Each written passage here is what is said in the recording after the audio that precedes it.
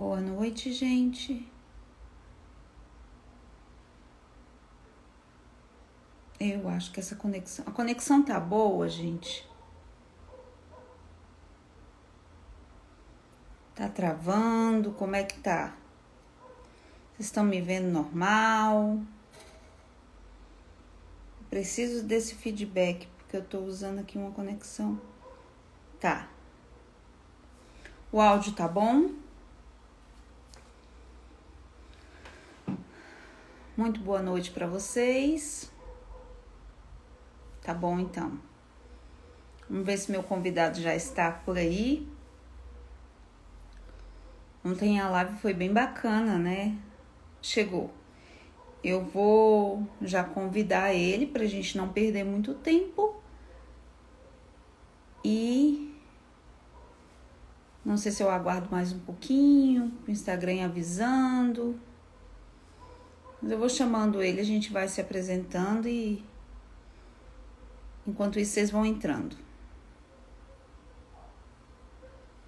Deixa eu ver aqui. Pouquinho.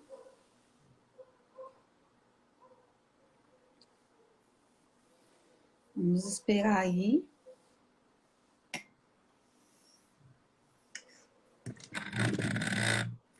Boa noite. Boa noite. Boa noite, Reinaldo. Tudo jóia? Boa noite, Tatiane. Ótima noite. Tudo bem? Tudo jóia. Você tá travando para mim. Agora eu não sei se é a minha conexão ou se é a sua. Eu tô te vendo quase perfeitamente, tô escutando muito bem. Você tá me A escutando sua bem? imagem para mim. Eu tô te escutando bem, mas para mim você tá congelado. Para vocês também, gente? Você tá chegando com um pouquinho de trava, mas tô vendo quase perfeitamente. Tá, estão dizendo que estão os dois Tá bons, congelando um então. pouco, né? Tá Tá dando congelando. uma travadinha, mas Eu vou tentar aqui.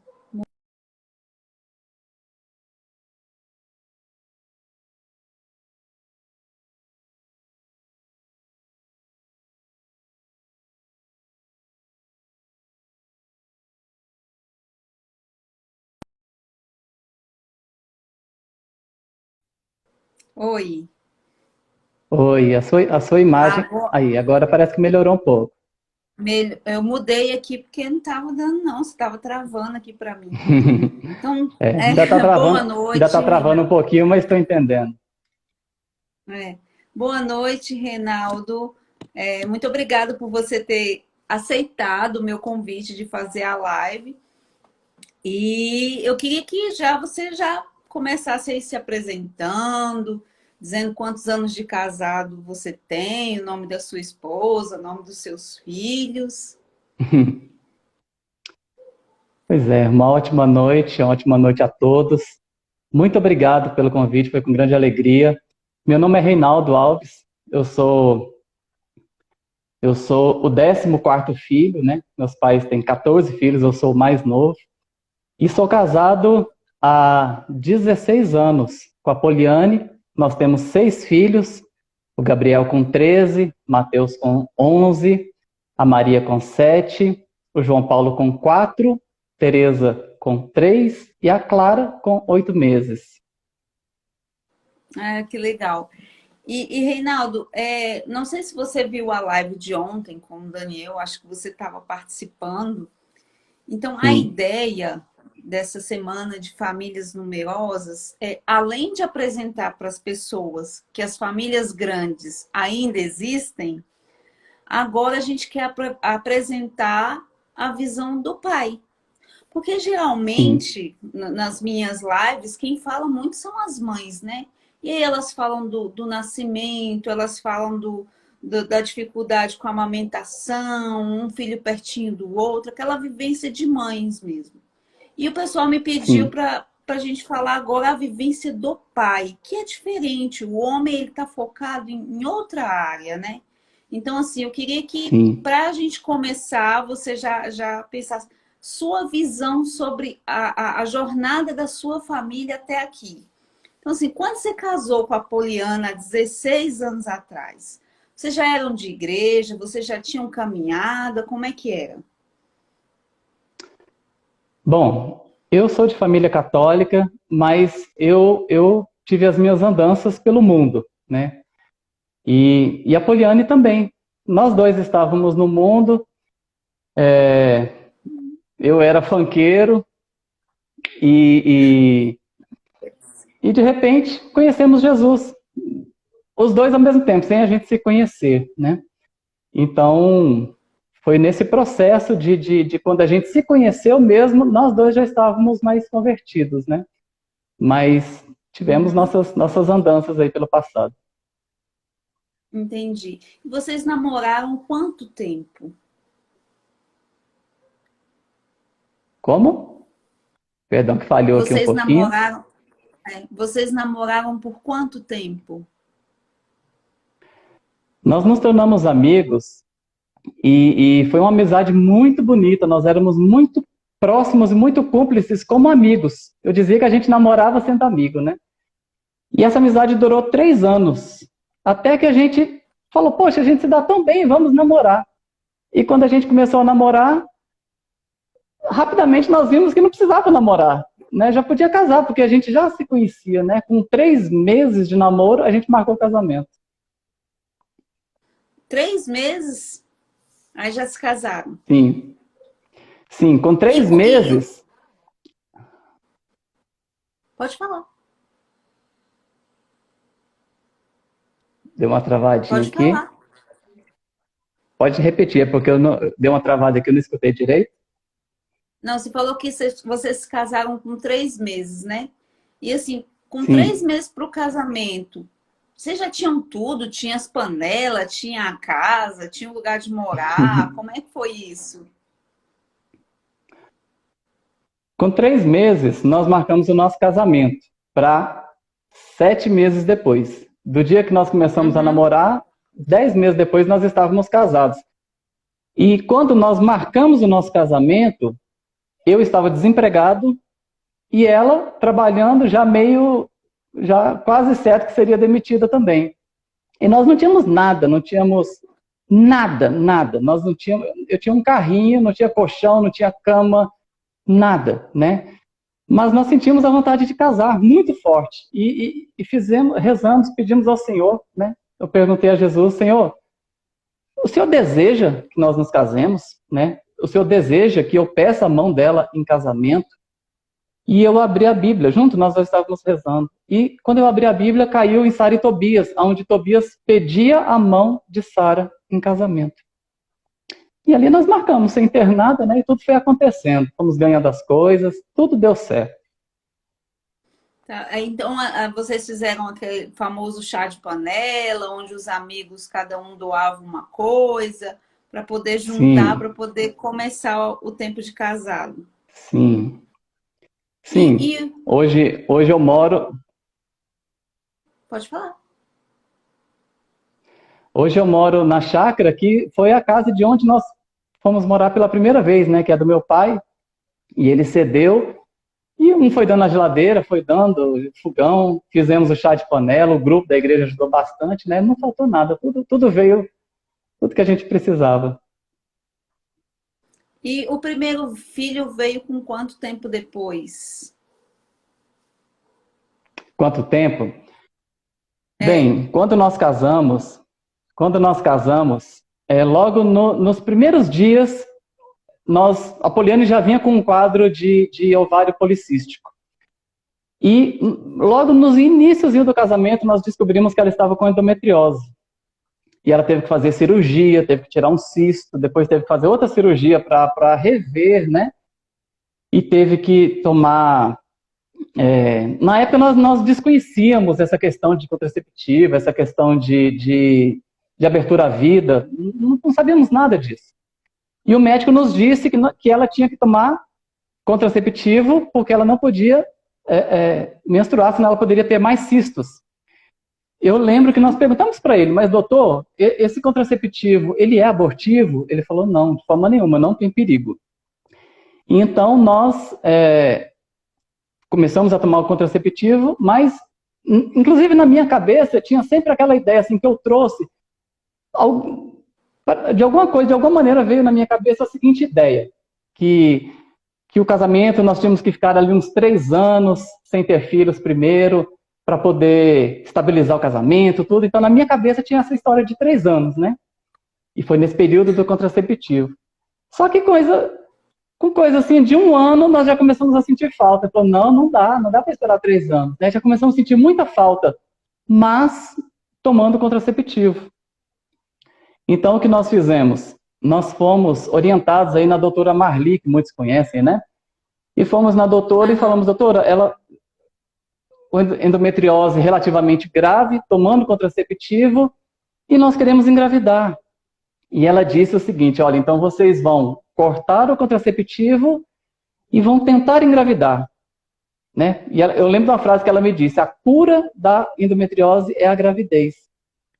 Se em 3 meses vocês não engravidarem, voltem aqui.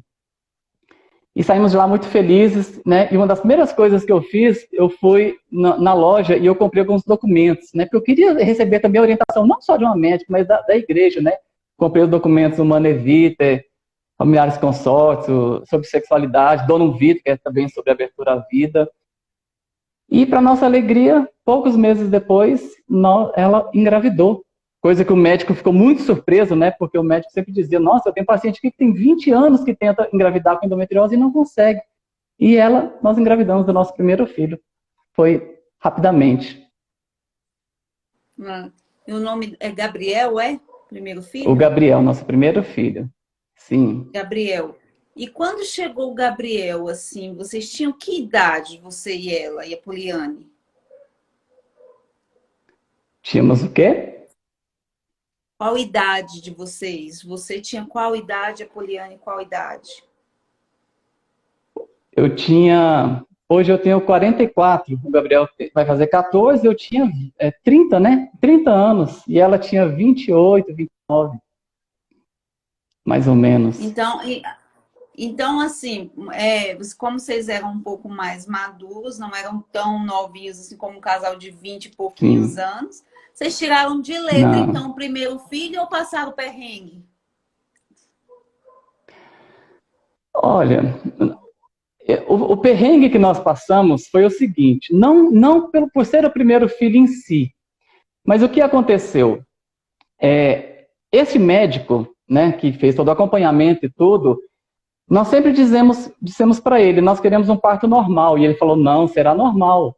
E toda a gestação, todas as ecografias, ele sempre falando, será normal. Só que na última ecografia, ele olhou a ecografia e falou, nossa, o bebê fez uma mudança aqui dentro que não vai dar para ser normal, vai ter que ser cesárea. E nós ficamos muito tristes, né? Falou assim, olha, aí fez aquele terrorismo, né? Quando acontece isso é muito perigoso. Semana passada eu tive uma paciente que nessa situação que sofreu bastante, eu não aconselho. E aí ele diz, e também nessa data que vai nascer, eu vou estar viajando. Né? Quer dizer, ele estava nos empurrando para a cesárea sem necessidade. E pronto, não sabíamos de nada, desconhecemos tudo, ficamos com medo, né? Pronto, marcamos a cesárea.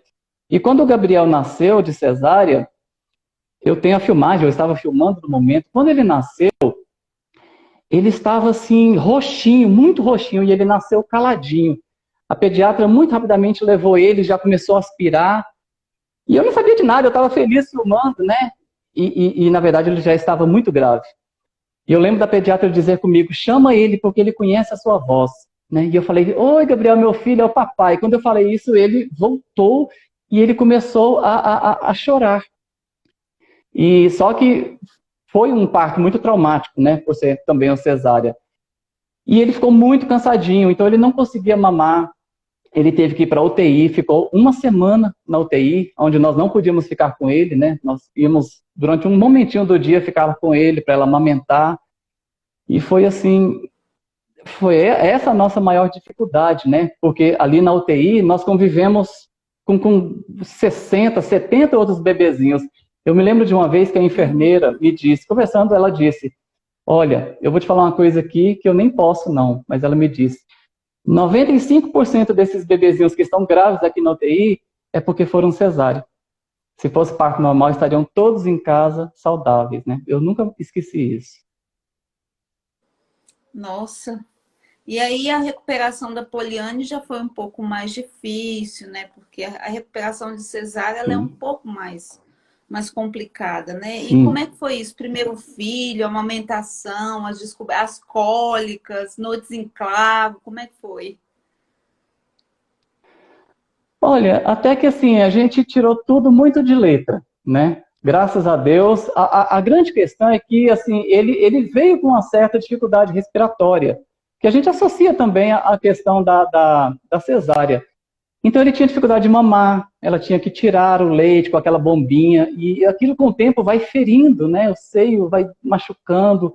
Ele demorou a mamar direito, demorou a se recuperar, mas assim, no mais, né, toda a questão de dar banho, é interessante, porque eu vi a Poliane assim, parece que ela já tinha 5 filhos, ela fazia tudo com muita facilidade, meu Deus, é o primeiro filho, né, ela já sabia cuidar, já sabia tudo, né, foi assim, uma graça de Deus, foi tudo muito bacana. Entendi. Reinaldo, como é que era assim a questão do trabalho? Você já tinha conseguido um trabalho fixo? Como é que você fazia para prover a família? Porque assim, o que mais amedronta os homens da nossa geração agora, no fato de ter mais de, vamos dizer, de 2, 3, 4 filhos, é aquela coisa do será que eu vou dar conta, né? E pagar Sim, a escola e pagar. Isso tudo amedronta muito os homens. E por isso que a gente vê sim, mulheres fechadas à vida, mas a maioria esmagadora, pelo menos que eu recebo aqui no meu Instagram, são de homens.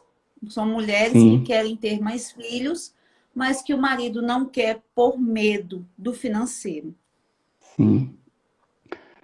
Olha, a minha experiência, ela foi um tanto diferente, porque como eu tive, assim, muitos irmãos, né, eu brincava que meu quarto parecia um dormitório, né, eram ali 7 camas dentro de um quarto enorme. Então, assim, o meu pai, ele sempre teve um trabalho muito simples, né? E sempre ganhando no limite, e criou muito bem nós todos. Então, eu já estava acostumado nesse ritmo, né? De uma vida simples, lotada. Mas eu, desde criança, eu sempre gostei muito de chácara, de plantação, de agricultura. Desde criança, parece que está no sangue mesmo. Então, eu associei, né? Como eu já gostava de mexer com plantação e já morávamos aqui na chácara, e eu queria estar próximo, né, da minha esposa. Eu sempre gostei muito dessa questão de poder sentar à mesa, no almoço com a minha esposa, com os meus filhos, né? Então eu falei, eu vou trabalhar aqui e que aí eu vou estar junto, vou poder ajudar a minha esposa mais, vou poder ajudar na educação dos meus filhos com muito mais proximidade, né? Então eu optei realmente a agricultura e, assim, a agricultura é aquele negócio. Tem meses que dá, tem meses que não dá, e sempre foi assim, eu vejo que Deus, ele não deixa faltar. Nunca deixou faltar, né? Por exemplo, veio o Gabriel, logo depois veio o Mateus, e logo depois veio a Maria. Logo depois, mais ou menos, né? O Mateus tem 11, a Maria tem 7. Uhum. E, e o terceiro filho parece que é sempre aquela divisão, né? O divisor de águas realmente, porque tem toda aquela questão de agora tem que fazer a ligadura ou não. Mas de repente veio o João Paulo. Quando veio o João Paulo, aí nós precisamos de comprar um outro carro, porque já não cabia, né? E eu não tinha dinheiro, e tinha que comprar um carro que era bem mais caro, e nós começamos a rezar e começamos a pedir a Nossa Senhora. E tudo foi acontecendo assim de uma maneira tão simples, né? Parece que as plantas deram melhor. De repente eu tinha o dinheiro, muito rapidamente, né? Fui lá, comprei o carro. Um tempo depois, eu precisava fazer uma reforma aqui em casa, porque estava com alguns mofos, e o meu filho Gabriel, né, devido a todo esse quadro, ele ainda é um pouco alérgico, e eu falei, e Uhum. começamos a rezar, Senhor, nós precisamos mexer na casa, né, e não temos dinheiro, não temos condições. E o que aconteceu? De repente, eu tinha uma plantação na época de chuchu, e de repente esse chuchu começou a produzir muito, muito, muito, muito além do normal. E eu vendi num preço muito bom. E em 3 meses eu ganhei R$ 12.000. E depositei, coisa que nunca tinha acontecido. Né? Para mim não é normal eu ganhar R$ 12.000 e depositar. Ganhei 12 mil. Falei, agora eu vou reformar a casa. E aí comprei tudo que precisava, paguei, consertei, fiz tudo. Quando eu terminei, eu contabilizei. Quanto que eu gastei? R$ 12.000. Deus me deu de antemão aquilo que eu ia precisar. E tem sido sempre assim, Deus não falta. Ele nunca nos deu luxo. Né? Deus ele não dá assim, às vezes até dá um mimo, né? Mas o necessário, eu me lembro de uma frase que me ajudou muito, meu irmão mais velho, provavelmente ele está aqui nos ouvindo, uma vez ele me disse, Reinaldo, porque eu sempre preocupado, mas meu Deus, se eu comprar um remédio, se eu comprar aquilo ali, vai faltar. E ele falou, Reinaldo, o que for justo você comprar, o que for honesto, o que for necessário, compre e Deus vai honrar. Né? E eu adotei aquilo, e é verdade, né? Se eu tenho que fazer uma compra, eu faço, se eu tenho que arrumar um carro, as coisas justas, necessárias. E Deus nunca deixou faltar. Que bonito. Assim, é, quando vocês já tinham a ideia, você falou aí que veio o Gabriel, veio o Mateus, veio a Maria, já tinha essa ideia assim, nós vamos ter muitos filhos? Ou vocês tinham uma certa programação? Eu falo porque a maioria de nós foi condicionado a isso, né? A esperar, a adaptar o casamento e depois meio que programar. Não, eu vou ter 3 filhos. E aí a gente pensa até no sexo e no nome das crianças. Então, assim, tudo muito planejadinho. Vocês tinham isso ou a gente pensou assim, não, a gente vai casar e a gente vai ter um monte de filho? Isso é muito incrível, porque eu sou o 14º filho, mas eu já vim formado com a mentalidade de ter pouco filho. Eu fui formado nessa mentalidade, né? Então, no nosso casamento era aquela ideia, não, vamos ter 2 filhos, 3. Só que devido à questão do Gabriel, que nós compramos os documentos, né? De uma maneira muito especial, esses 2 documentos aqui, acredito que dá para ver, Familiares Consortes e Humana Vitae. Quando eu li isso aqui, eu fiquei doido. Falei, gente, eu estou entendendo tudo errado. Filho é coisa maravilhosa demais, abertura à vida. Aí eu entendi, parece que clareou tudo para mim, né? Meu Deus, que coisa linda ter filhos, né? Os filhos que Deus quer enviar. Eu não entendia dessa maneira, né? E aí eu comecei a me abrir. E inclusive, uma coisa muito interessante, que eu comprei esses documentos todos de uma vez. E quando eu compro, eu gosto de botar a data na capa. E a data consta do aniversário do meu filho, 1 ano antes, né? Então, quer dizer, eu comprei os documentos, li, entendi e Deus honrou. Exatamente 1 ano, né? A capa dele aqui está com a data de 16 de 12 de dezembro de 2004, né? Que no caso eu comprei em 2003. 1 ano depois, o meu filho nasceu. Então, assim, aí pronto, perdemos o medo, né? Só que o que aconteceu?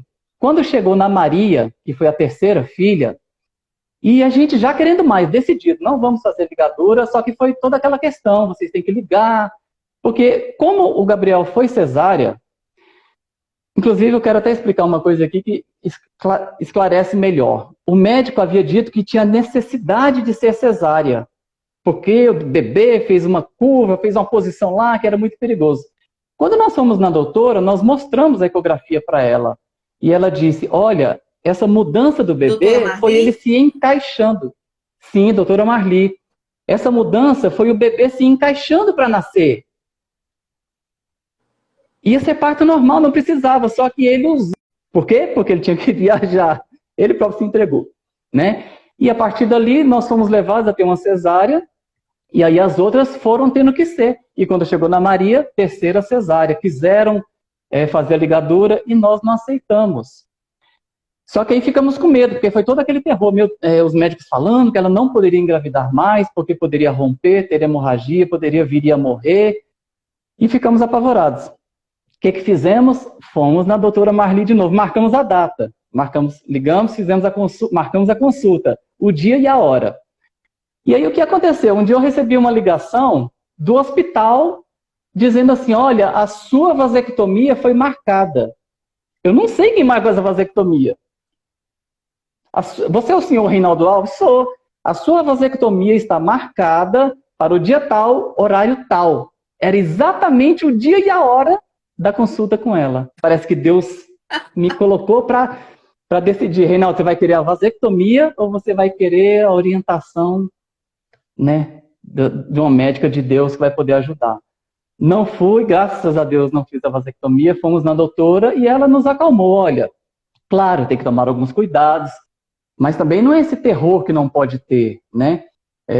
Ela mesma dizia que tem pacientes que têm 7, 8, 10 cesáreas até. Claro que não é o correto, não é o ideal, mas é possível, né?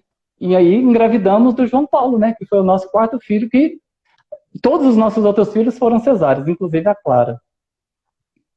Uhum.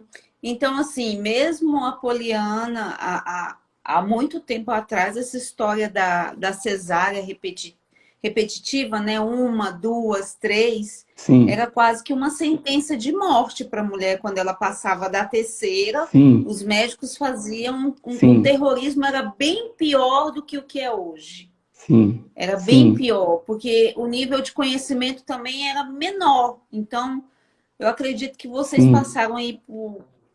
E graças a Deus tinha a doutora Marli, né, para poder dar uma orientada. Graças a Deus. E quem Foi uma não tem mulher de uma Deus na doutora nossa Marli, vida. né? Sim.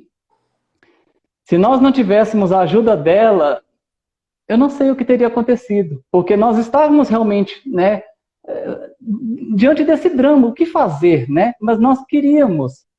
E foi assim, né? Foi assim com João Paulo, ele foi concebido, e com João Paulo até aconteceu uma coisa interessante, porque quando ele foi nascer, nós chegamos no hospital e estava no auge de um grande problema que teve um tempo atrás aí, que não tinha médico, não tinha nada no hospital. Quando nós chegamos lá, aí a atendente já disse, olha, não tem nenhum médico de nenhuma especialidade e todas as grávidas que passaram a madrugada toda esperando, todas voltaram para casa. E nós ali, né? E ela precisando ganhar o neném.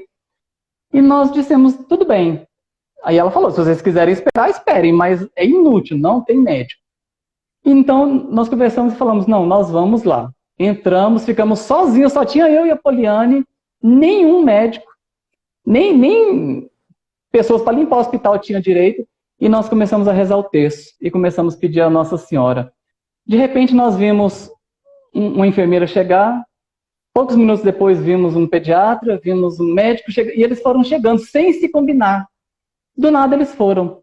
O pediatra chegou a dizer para a Poliane, olha, eu não sei por que eu estou aqui, mas eu vim, eu estou aqui. Né? E de repente tinha toda a equipe que nós precisávamos. Eles fizeram o parto do João Paulo e foram embora. Né? Eles foram todos lá sem se combinar, fizeram só o parto do João Paulo e foram embora. Para mostrar que a gente não precisa ter medo, Deus cuida, né? Deus está à frente de tudo, né? Reinaldo, e como é que você, assim, você vindo de uma família aí de 14 irmãos, não deu aquela coisa de pensar assim, não, eu vou ter um pouco menos de filhos para dar o melhor para eles, dar aquilo que eu não tive? Teve um pouco esse pensamento, por exemplo, de eu vou dar uma condição de vida melhor para os meus filhos. É meio que a Sim, gente meio que rechaça um pouco da infância sim, pobre que a gente teve, né? sim, E sim. quer cair às vezes nessa mentalidade. Você também teve isso? Eu posso dizer que eu fui salvo pelos documentos da igreja, né? Porque ali eu recebi a orientação. É, eu fui entendendo coisas que eu não entendia, né? Porque na minha cabeça as coisas eram assim: educar filho, dar coisas boas, é, educação quem dá é a escola. Eu não tinha essas ideias de que eu que tenho que educar, né? Tudo eu fui aprendendo realmente com a igreja, né? Com os documentos. E foi ali que eu aprendi que o filho ele é mais importante do que o que ele tem, presentes, né? Eu não tive muitos presentes, né? E, no entanto, eu sempre fui tão feliz, né? Eu sempre tive...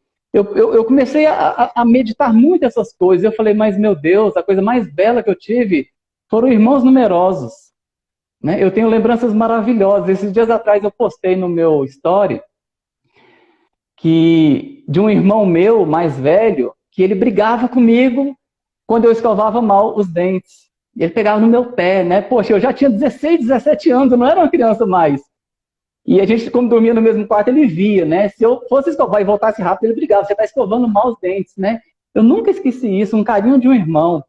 Certa vez, nós estávamos indo num lugar e meu pai tinha uma caminhonete, né? Não cabia todo mundo na frente. Claro, estava aquela reca de irmãos lá atrás na caminhonete. E nós fomos passar um lugar que era uma pontezinha, que estava meio caindo.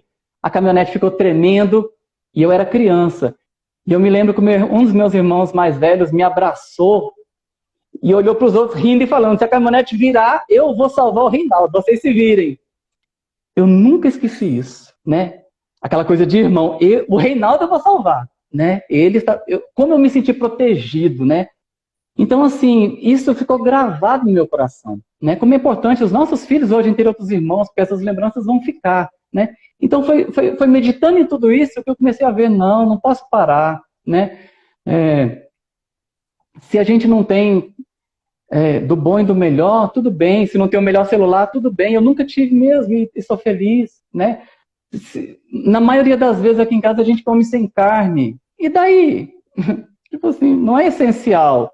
Um dia, não querendo me alongar aqui, mas um dia nós estávamos à mesa almoçando, e todos nós. E nesse dia não tinha carne. Aí, eu vendo todo mundo comer ali e tal, sem carne. Aí, de repente, eu dei um tapa na mesa com toda a força e todo mundo me olhou assustado assim, o que foi, pai? Aí eu falei, vocês sabem por que hoje nós não estamos comendo carne? Não, pai, por quê? Eu falei, porque eu tinha que optar. Ou eu ia dar carne de primeira para vocês, ou eu ia dar o João Paulo. Ele era novinho na época. Ou eu vou dar o João Paulo de irmão para vocês. Eu tinha que optar. O que era melhor? Comer carne ou o João Paulo? O João Paulo, gente, ele é uma criança linda, ele é encantador, né? Todo mundo olhou para ele, ele estava lá com aquele sorrisão lindo. E naquele momento, todos nós nos emocionamos e choramos e compreendemos, né? Meu Deus do céu, eu vou deixar de ter o quarto filho para ter mais carne, para ter um celular? Não dá, né? Então mas também foi aos poucos que os medos foram saindo e a gente foi entendendo tudo isso, né? Uhum.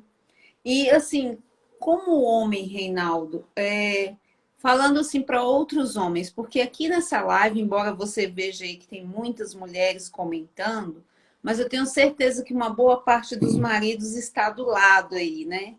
Porque assim, o homem da nossa geração, ele precisa um pouco de ser um pouco acordado, né? Para não ser tão apegado ao controle que ele pode dar. Por exemplo, eu vou prover, eu vou conseguir o dinheiro, eu vou trabalhar, eu vou dar de tudo, eu vou fazer e vou acontecer. E, na verdade, quando a gente é temente a Deus, a gente sabe que pouco é a gente que consegue. Que embora a gente dê o nosso trabalho, que a gente faça a nossa parte, a maior parte vem de Deus mesmo, vem da providência, né? Você pode falar um pouco disso para os homens? Vem da providência. Eu fui assim, meditando no Evangelho. Eu sempre acreditei no Evangelho. Sobretudo aquele Evangelho onde Jesus dizia, né? Que Deus alimenta os pardais, que Deus veste os lírios. E se ele faz isso com pardais, com lírios que vão morrer amanhã, ele não deixará de dar aos filhos. Né? Vocês que são homens de pouca fé, Deus não deixará de dar. E eu comecei a pensar, mas meu Deus, parece que eu não acredito nisso. Eu leio, acho bonito, mas na hora de botar em prática, eu acho que eu que vou resolver, eu acho que o Senhor não vai dar. Né? Então, assim, foi um processo de amadurecer a minha fé também. Né? E começar a experimentar verdadeiramente a providência de Deus. E ver que Ele dá, e ver que Ele cuida para muito além de mim. Né? É claro que nós temos que, sobretudo o homem, ele tem que se esforçar, ele tem que trabalhar, ele tem que lutar. Mas ele tem que ter essa consciência que não é o meu salário, não é o meu esforço, o meu concurso que vai realmente prover, né? Antes dos filhos serem meus, eles são de Deus. Foi Deus que quis dar. Foi uma promessa que eu fiz no altar. Quantos filhos vocês estão dispostos a receber todos os filhos? Porque a gente fica medindo isso, né? Ai, meu Deus, se eu tiver 5, 6, como é que eu vou pagar a escola para todos eles? Porque uma escola é R$ 1.000. Então só de escola vai ser 6.000. Aí mais material, mais não sei o quê, aí o dentinho que tem que cuidar, e as coisas, eu vou ter que ganhar, né? Quanto que eu vou ter que ganhar? Tem que ganhar 12.000, 10.000. É assim que as pessoas pensam hoje, né? E olha, isso não é verdade, né? Não é verdade. Pelo menos na minha vida não é verdade. Eu sou agricultor, tem meses que eu tiro R$ 1.500. Tem meses que eu tiro 2.000, tem meses que eu tiro 1.000. E a gente vive, e vive feliz, né? E estamos abertos. E curiosamente, os meus filhos são muito bem educados, né? A gente vê que não falta providência pela roupa, Deus sempre tem pessoas por perto, né? Dando, ajudando, e vai virando uma família que se ajuda. Na escola, né? Os meus filhos são sempre muito elogiados. A diretora falou: olha, Reinaldo, eu não sei o que seus filhos têm, mas eles são muito bons. Eles são muito bons na escola, né? E eu sempre dizia para ela, eu sei o que eles têm, né? Eles têm um pai presente, eles têm uma mãe presente dentro de casa, eles têm educação familiar, né? A gente vê a diferença. Então, não tenham medo, né? Eu assim, até o terceiro, quarto filho, eu ainda tinha um pouquinho de medo. Meu Deus, eu não vou dar conta, como é que vai ser, né? Depois eu fui percebendo, como eu tenho certeza que é o seu caso também, quer saber, isso é bobagem, né? Eu li no documento da igreja sobre sexualidade humana, uma coisa que foi importantíssima para mim, onde o documento dizia o seguinte, esse documento aqui, ó, sexualidade humana, orientações educativas em família, ele ensina o seguinte, quando a família vive de uma maneira simples, com poucas coisas, isso é educativo para os filhos, isso é importante no processo de também, não ter tudo, né? Isso vai forçá-los a trabalhar, a correr atrás. E se a gente for parar para pensar, Tatiane,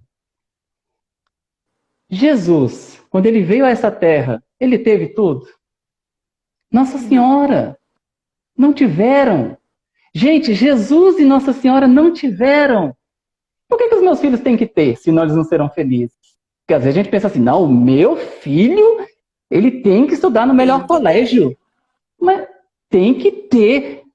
Olha, às vezes existe um pouco de orgulho em trás disso aí, né?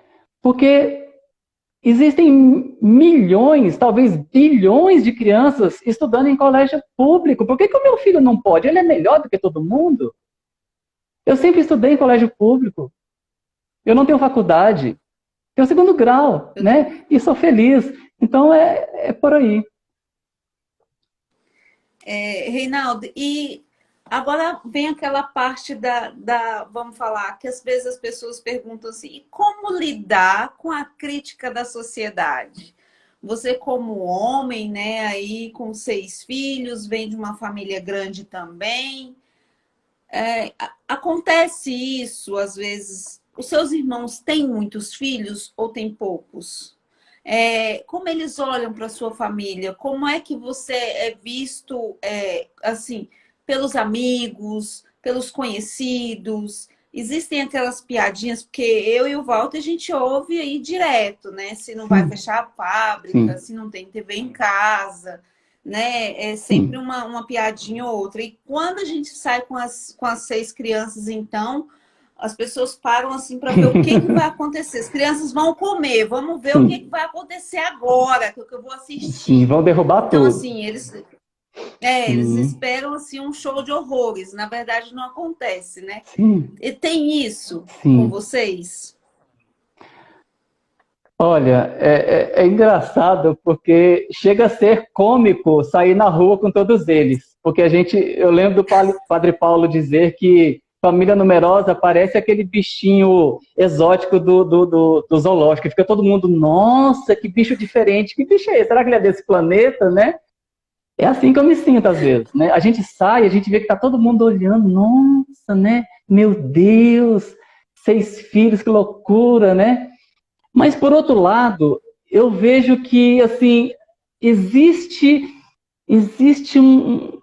uma coisa nas pessoas que elas se sentem incomodadas, mas, ao mesmo tempo, elas gostam de ver. Faz bem a elas ver uma família numerosa, né? Tanto que elas dizem, nossa, você é doido, mas é tão bonito, parabéns, né? Vivem elogiando, não sei como que seus 6 filhos ficam tão quietinhos na missa, né? Chega lá, tá tudo bonitinho, como é que você consegue, né? Eu tenho...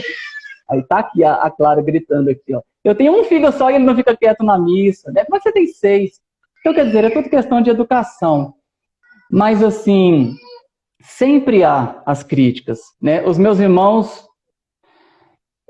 se a gente, né, você estudou bastante também, se a gente for estudar essa engenharia social que aconteceu, que foi canalizando o mundo para ter poucos filhos, né, controle demográfico, enfim, aborto, e a gente vê que o mundo ficou fechado ali em 2, 3 filhos por família. Todo mundo começou a ter isso, né? E se pegar todos os meus irmãos, que hoje somos 11 vivos, todos têm essa média. 2, 3, 2, 3, né? Para ver que realmente é uma coisa psicológica, mas que funcionou. E eu sou o único que tenho 6. Então, assim, sempre existiu esse negócio, não, mas era mais no início. Eu nunca dei muita estia para isso, sabe? A gente já cortava na raiz. Né? Nunca fomos assim de ficar amolecendo para isso, não. Querem mais? Claro que eu quero, é coisa boa, né? A gente se desfaz de coisa ruim, coisa boa eu quero. Mas assim, eu comecei também a argumentar com as pessoas, a mostrar as razões de ter muitos filhos. E uma das razões que mais foram importantes para mim, que eu tenho mostrado isso para as pessoas, né? Hoje eu tenho o meu perfil no Instagram, é quase o meu trabalho lá, ficar mostrando isso para as pessoas, para quebrar essas resistências, né? Sobretudo dos maridos. Veja bem, se você hoje dissesse não, né? Tudo bem, você está grávida aí, e se você tivesse dito não para essa criança que está aí no seu ventre? Não, já tenho muitos filhos, tá bom, né? Tá ótimo, não preciso mais ter esse filho. Essa criança não nasceria. E essa criança, ela é amada e desejada por Deus desde toda a eternidade. Jeremias, né? Ama-te com eterno amor. E ela não viria. Só que se ela não vier, daqui a pouco ela vai ter filhos, não vai? Serão seus netos. Se ela não vier, essas outras crianças que Deus também quer que venham, não virão. E aí, quando elas forem ter os filhos, também não virão. Então, um não hoje pode bloquear quantos filhos? Imagina se há 300 anos atrás, um parente seu tivesse dito um não. Não teria vindo o seu tataravô, bisavô, seu pai, nenhum desses existiria. Você não existiria, os seus filhos não existiriam por causa de um não. Um não, um nãozinho. Talvez uma camisinha. Imagine a seriedade disso. Todos esses são queridos e amados por Deus. Deus os quis. O lugarzinho deles já está reservadinho no céu. E por causa de um não irresponsável, eu posso frustrar tudo isso, eu posso esvaziar o céu de alguma maneira. Então eu comecei a refletir muito isso, falei, gente, eu não posso. Não cabe a mim. Por isso a igreja pergunta, está disposta a receber todos os filhos que Deus quiser? Eu tenho a Clara hoje, a 6ª gravidez. Os médicos ficaram apavorados. Meu Deus, 6ª cesárea, como é que vai ser? O médico chegou a dizer para ela, o anestesista disse para ela, você está ciente que você pode morrer daqui a pouco, neste parto? Né? Inclusive é antiético fazer isso, né? Então existe esse terrorismo. Ela que já estava lá, claro, assustada, e de repente ter que ouvir uma coisa dessa. Você está consciente que você pode vir a morrer, que é uma irresponsabilidade isso que você fez? Né? E, no entanto, o parto foi uma maravilha. Eu conversei com a médica depois, ela falou que nada, foi excelente o parto. O útero dela está muito bem, a cirurgia foi muito boa. Né? E aí as pessoas me perguntam, Reinaldo, você quer mais? Meus queridos, é claro que eu não queria 6 cesáreas. É claro que eu não quero uma 7ª cesárea. É claro que a gente tem um certo medo. Mas, e se Deus quiser o 7º? Eu vou negar. Quem sou eu para negar? Né? Se Deus quiser, nós temos que fazer nosso papel, mas se Deus quiser, que Ele venha, né? Para que possam também vir outros. Então, Reinaldo, a nossa live, que daqui um pouco já termina, eu queria que você pegasse agora um pouco da questão para os homens. Às vezes, Sim, muitas mulheres me chamam assim, direct, envia mensagem, vem às vezes chorar. Tati, eu engravidei do segundo, do terceiro, e meu marido virou as costas para mim. Ele não quer nem falar comigo porque eu engravidei. E ele tá mandando eu agora usar, me obriga a tomar pílula, quer me obrigar a fazer uma laqueadura. Eu queria que você sim. desse uma puxada mesmo na orelhinha dos homens aí. Como é que é a sua visão de homem com um homem que faz isso, Reinaldo? Já que o homem ele tem assim aquela coisa do seu protetor, de cuidar, quando o Sim, homem ele meio que sim, vira as costas. sim. Isso é dramático, porque por vários motivos. É dramático, sobretudo, para a mulher. Mas, por exemplo, vamos olhar por um lado, né? Cientificamente, a ciência hoje sabe com clareza que uma mulher que usa contraceptivos constantemente e está tendo atos sexuais constantemente, esta mulher ela tem cerca de 3 abortos por ano. Por ano. Boa parte delas está usando contraceptivos, às vezes há 10 anos, né? Porque as mulheres são muito férteis. Então, quer dizer, só isso aí já seria o suficiente para o marido e a mulher falar: nunca mais vou usar contraceptivo. Né? Porque a minha mulher pode estar tendo abortos constantes, filhos ali que ela está perdendo, e a gente não está sabendo. Mas a, a, a, eu acredito que o drama é até maior do que isso aí que você está dizendo. Né? Porque é interessante, mas assim, eu também tenho recebido muitas coisas nesse sentido. Né? Poxa, o meu marido não ajuda em casa. Meu marido é desinteressado pela casa, né? A torneira está quebrada, ele não reage. Eu tenho que contratar alguém para arrumar a torneira, né? Eu peço, amor, leva o lixo né? Põe o lixo lá fora e pronto. Daqui 3 dias ela vai ver, tá cheio de bicho, ele não levou, né? E só quer jogar videogame e não ajuda e não participa na educação dos filhos. Então, assim, se nós formos pegar a carta aos Efésios, diz uma coisa lá que é muito interessante. A carta aos Efésios diz o seguinte: mulheres, sede submissas aos seus maridos, né? Porque o marido é o chefe da mulher. É até assim, nossa, né? O chefe, né? O marido é o Uhum. chefe da mulher, como Cristo é o chefe da igreja. Assim como a igreja é submissa a Cristo, mulheres, sede submissas a seus maridos. E aí o texto continua: maridos, amai as vossas mulheres como Cristo amou a igreja e se entregou por ela. Está aqui a chave. Foi a chave na minha vida. Foi refletindo. Este texto, ele é o texto base da minha vida. Ele é o texto fundamental do grupo de casais que nós participamos hoje. Eu rezo esse texto e medito nele todos os dias. É aqui que a gente tira o entendimento do papel do marido. Mulheres sede submissas aos seus maridos, porque ele é o chefe. E depois, como é que ele vai ser o chefe? Ele vai dar a vida pela esposa. Mas ele é o chefe. Então é ele que tem que assumir, é ele que tem que trabalhar, é ele que tem que prover, é ele que tem que cuidar da casa, ele tem que ajudar. Ele tem que assumir a educação dos filhos. Assumir.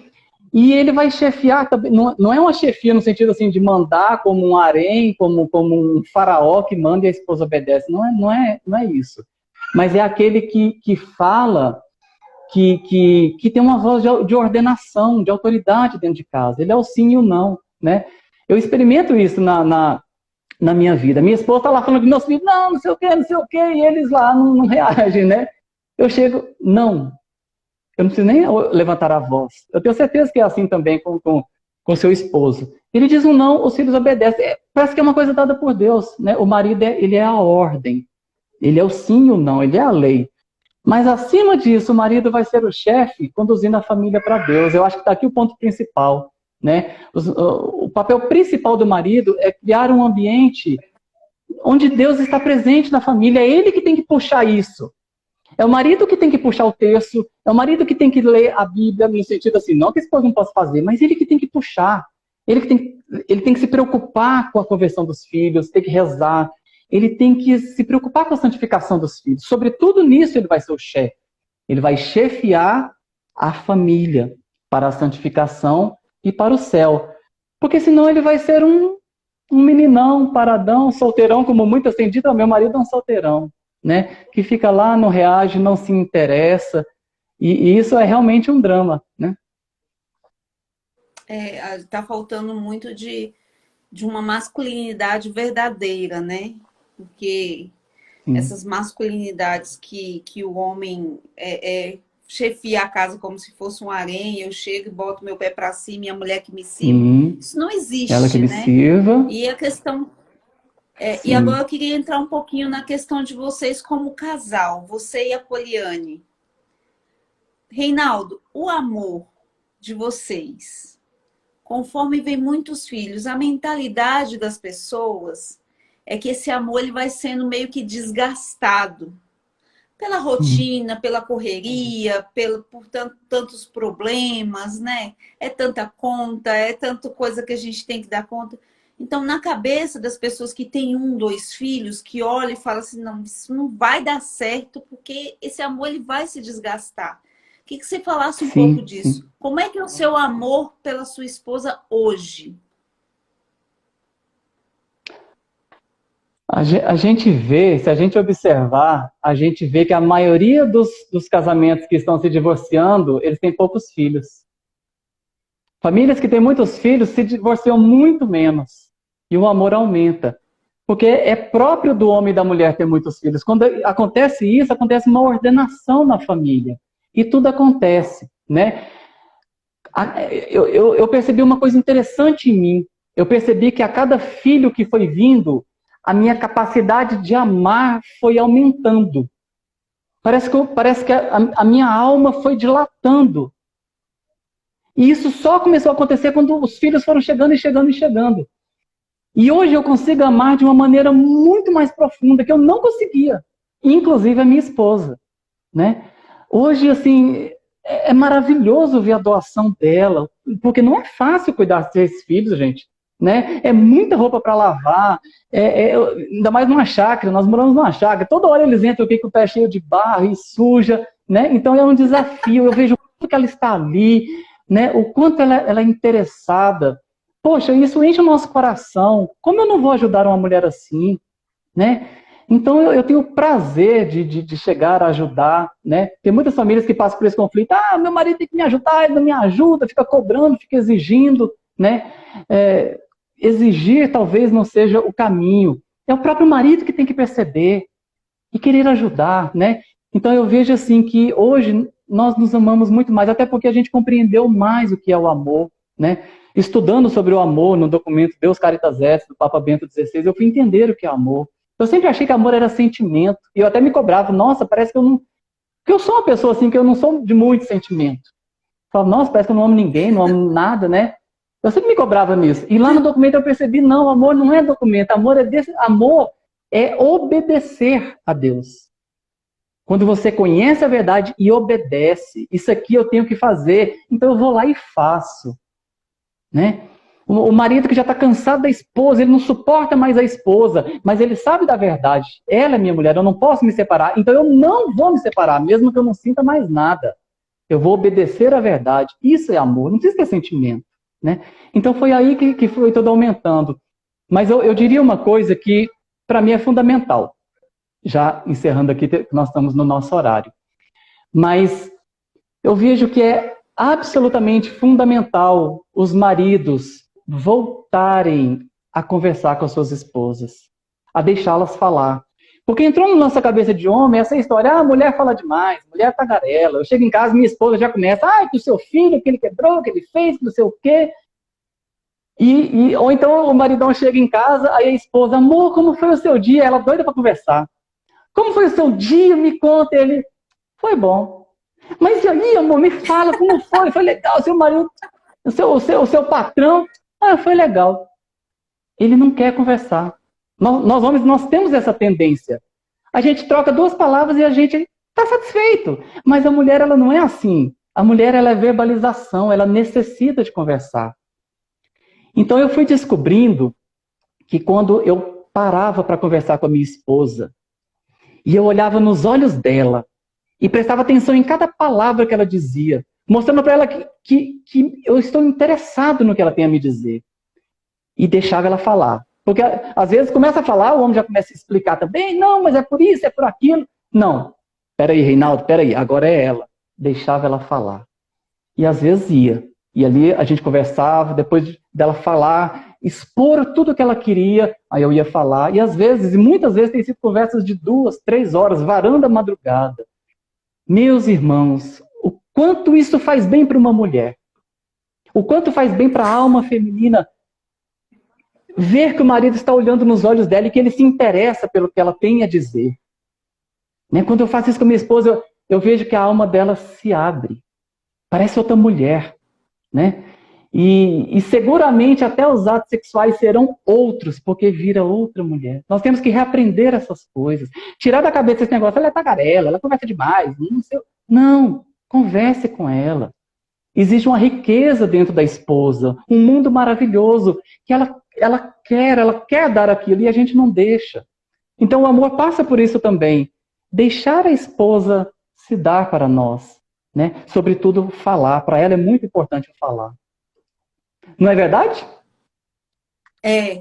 A gente precisa mesmo falar. Eu não sou muito faladeira, não, o Walter sabe, eu não sou muito assim. Às vezes eu até tenho que ficar arrancando, tentando arrancar coisas de mim, mas isso é da minha infância mesmo, é que Sim, na minha família não se conversava muito, então eu trago isso até hoje, de ser uma pessoa mais sim. calada. Eu acho que eu falo muito mais comigo mesma, eu fico aqui, ó. É, mas assim, finalizando a nossa live, que a gente já está no tempo, eu queria só que você deixasse aí uma mensagem final aí para os homens, uma breve mensagem para os homens que estão assistindo a nossa live. Maridões e pais, avante, sem medo. Coloque Deus à frente, não tenha medo, né? Deus vai cuidar de tudo, Deus vai prover. E a família é algo maravilhoso que nós temos que resgatar, porque a família está sendo batida de todos os lados. E você, homem, você é o principal protetor dessa família. Proteja as suas famílias das ideologias, né? Proteja, volte a educar seus filhos, né? Invista na educação familiar dos seus filhos. E o resto acontecerá com o tempo, né? Graças a Deus temos aí tantas pessoas como a Tatiane que têm ajudado, né? Eu também tenho o meu perfil, onde eu estou lá dia e noite me esforçando para ajudar as famílias. Meu perfil tem sido assim uma tentativa de ajuda às famílias, sobretudo aos maridos, né? Como ser pais e maridos melhores. Existe ajuda, existe possibilidade, né? E é isso aí. Quero agradecer imensamente ao convite, né? Tomara que tenha sido proveitoso para todos.